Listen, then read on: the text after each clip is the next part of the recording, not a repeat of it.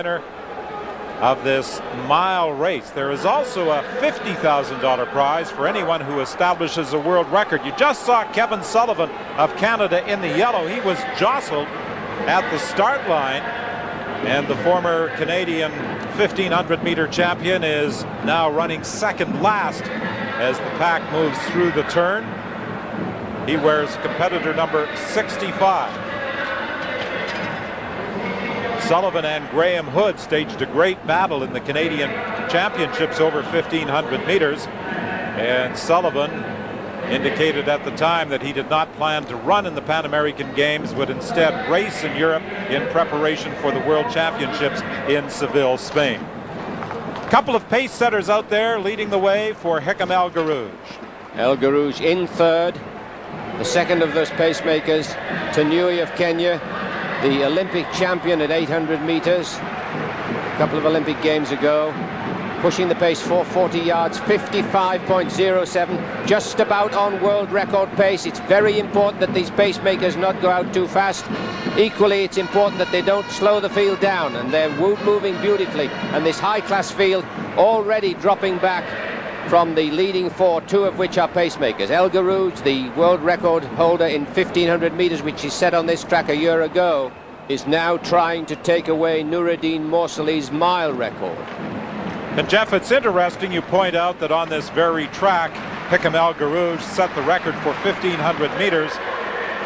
When he ran that very fast time, he became the first man to average under 55 seconds per lap for the 1500 meters. And he is running a very consistent mile thus far. Yes, the pace is good. 880 yards, 151.58. That's good pace for a new world record. It's now very, very important that they do not lose pace on this third crucial lap. This is the lap which most people let down in slightly to get ready for the final 400 meters. They must not do this if they want to take away Noureddine Morsali's world record.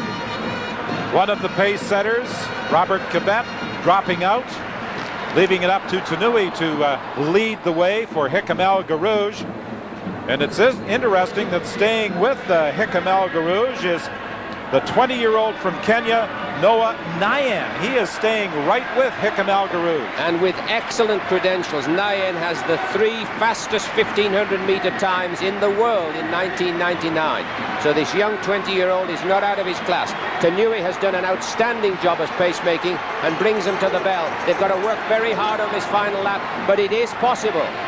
Guerrouj now leading, Nyan behind.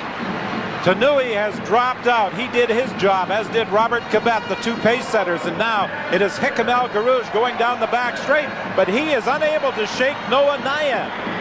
So great to see an attempt on a record also being a race between two men. So often the world record challenger is out alone, having dropped the two pacemakers, but in this case we have a real race on our hands.